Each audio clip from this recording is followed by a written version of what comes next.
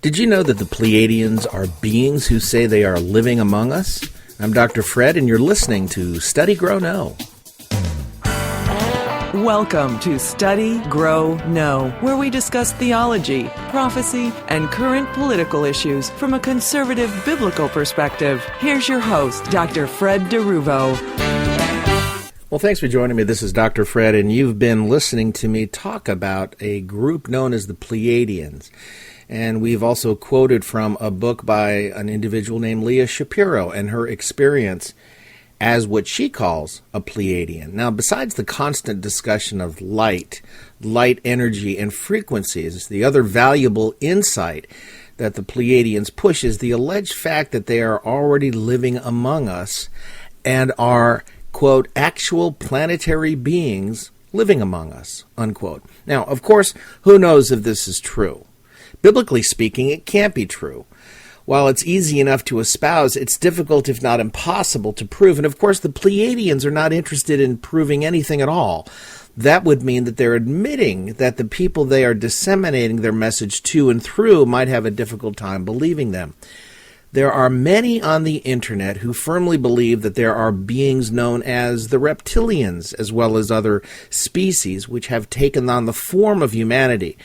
They do this so that they might blend in with humans without being discovered. Now, the folks on the internet point to their videos, photos, and eyewitness testimony to prove that these beings do in fact exist and are living among us.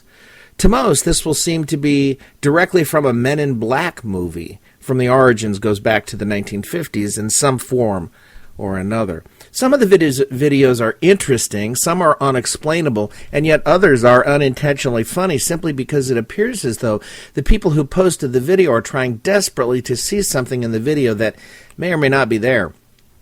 One video was placed up on the net boasting the video capture of a weird beast of sorts. The problem was that the folks who put the video up forgot to include the beast, which they were apparently going to drop in later.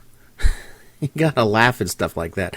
Well, the video was shot with people acting extremely afraid, and the videographer used quick, shaky camera movements, kind of like the Blair Witch Project. But there was nothing to see through the viewfinder except empty background. The actors were certainly acting as if there was something there. However, it turned out that it was just funny.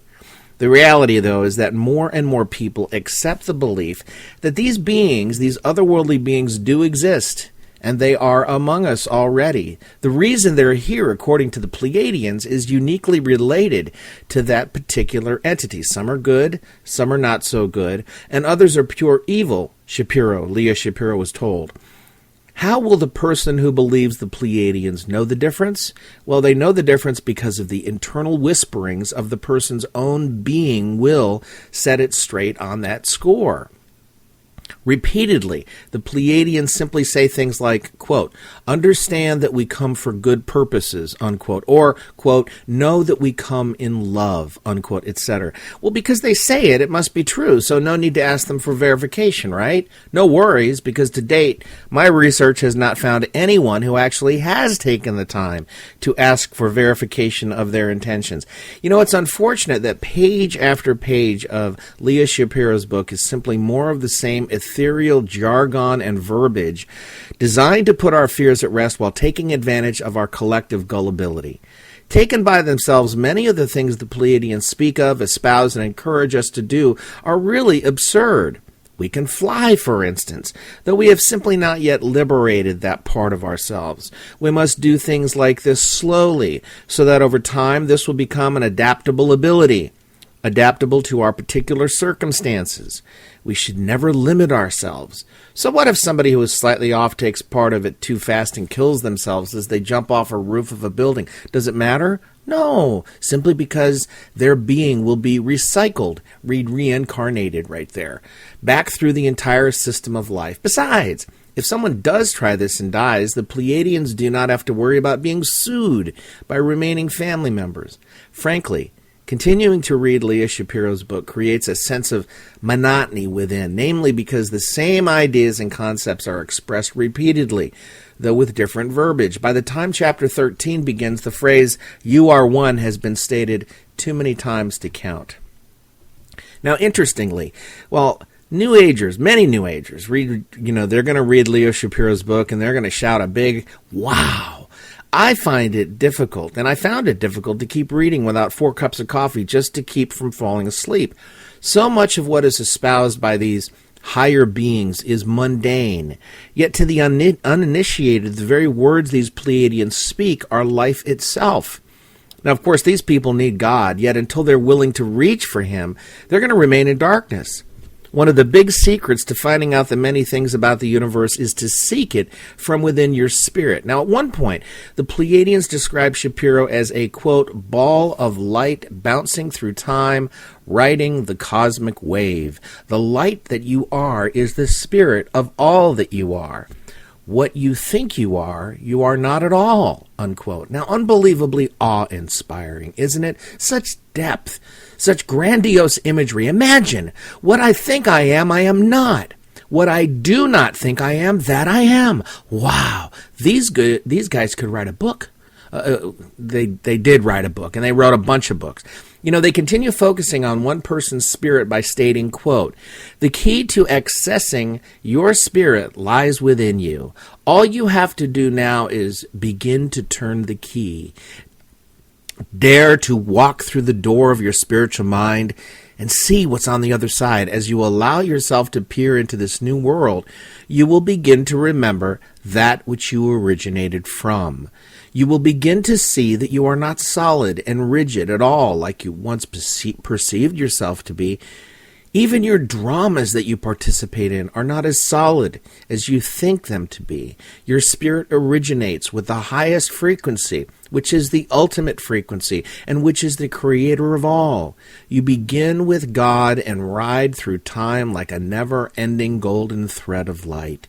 You unravel throughout eternity, twisting, touching, and zigzagging in and out of what you call realities or lives, unquote. Wow. That was just amazing, wasn't it? It sounds so ethereal that no one questions it. But what is particularly special about the loving concern, and I say that sarcastically, of the Pleiadians is that they are willing to be so helpful. Here they say another thing, quote, we will help you to turn the key and unlock the secrets. It is then when you will begin to truly know and understand that there is no such thing as death. How can death possibly exist when your spirit so obviously traverses the cosmos with such joy, abandonment, and freedom? The spirit is never ending. Know this to be true without doubt. The spirit never dies. It is as free as the wind. As you think you die, know that the spirit is leaping and springing forth from the shackles of human bondage instead. There is never ending joy to its final escape into that from which it came. This is the true home from which we are all created and from which we all continue to reside in, unquote. Well, did you see this, the error mixed with truth there? No, the spirit does never die, and the Bible teaches that. The Bible teaches that death is not the cessation of life. It is simply a change from this existence to another. But it's clear that the Pleiadians have it seriously going on. I mean, think of it. In one swell swoop, they have swept all the truth of the Bible off the table, and no one asks them why. Their word is accepted as gospel. In fact, many messages like those from the Pleiadians are the new gospel because it is all-inclusive, and it eliminates rules, regulations, and certainly God's moral law. Now, unlike the truth of Scripture and the gospel found therein, the gospel of the Pleiadians teaches that we go from great to greater to greatest. Who would not be excited about that? It's difficult to continue to read their words without wanting to offer sarcastic rejoinders and asides in response to their quote-unquote truth. The most difficult aspect of everything is when it's clear that they are telling the truth. Quote, nothing is by accident, and nothing is hurled randomly into the earth realm. All is by careful choice and by expert planning. And that's from page 143 of Leo Shapiro's book. Though they act as if it is their truth, it is clearly God's truth. But see, to the uninitiated, they're going to hear that and they're going to just go, wow. Now, apparently, according to the Pleiadians, it is imperative that our molecules become rearranged. Sounds exciting. Are you excited? I'm excited. Well, while this may first sound difficult or even ridiculous, once understood, it becomes an easy thing to achieve, apparently. The letdown, though, is that while it will become relatively easy to arrange these tiny round balls, the truth of the matter is that it will not be noticeable except over time as we continue to evolve and change. Well, since curiosity killed the cat, the Pleiadians answer the unasked question by stating, quote, "It is important that you understand how these internal changes will not be seen, but they will definitely be felt. As your DNA structure code is changed, you will change. As your nervous system is changed, you will also be changed. Many systems will begin to alter. As a result, you may experience so-called symptoms of many kinds. These symptoms are really only a minor annoyance compared to the final and glorious overhaul of your entire system. We hope to give you assurance by telling you that it is possible that you will only grow better as the years go by. In fact, some will marvel that you do not seem to age or deteriorate as others do," unquote. So death seems to be going backwards. Interesting. It's possible to heal ourselves, they tell us. I don't know about you, but I'm quite satisfied with that explanation. In fact, it warms the cockles of my heart to have this information. Now, by the time the Pleiadians get to chapter 14 in Leah Shapiro's book, they really start to open up with Shapiro. And as usual, it always comes down to religion. Here's what they say, quote, "Religion, as you know it, will bind you to the absolute truth. Understand that what we tell you will open you up to encompass all of God as God was meant to be known. As we have mentioned before, God is neither a he nor a she, but is frequency existing at the highest order," unquote. Now, from this point, it appears as though they have Shapiro right where they want her, and they begin to zero in on her worldview like never before, continuing to burst one long-held bubble after another. They continue to issue warnings and information with the same worn-out phrases they've been using since chapter 1. And in some ways, it almost always appears to be new, as if this is the first time that they've made these statements. In truth, they appear to be using some form of hypnosis by constantly repeating the same phrases, though including a new phrase here and there amidst the same information. In this book of hers, they are not shocking the person who reads her book. So when you read it, you're not being shocked. They're simply expanding ever so slightly the information they began providing 150 pages ago.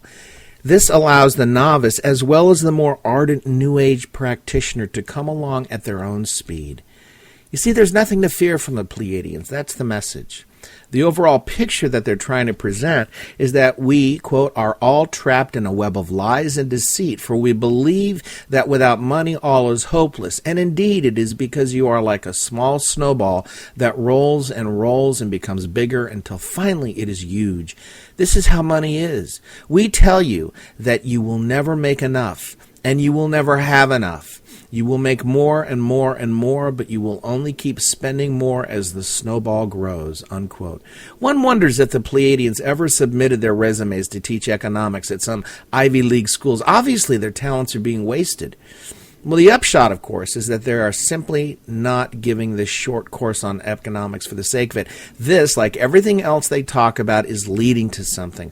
What they say they want is for our earthly society to be built on love and trust. In this regard, the foundation for a society is found in human relationships, not money.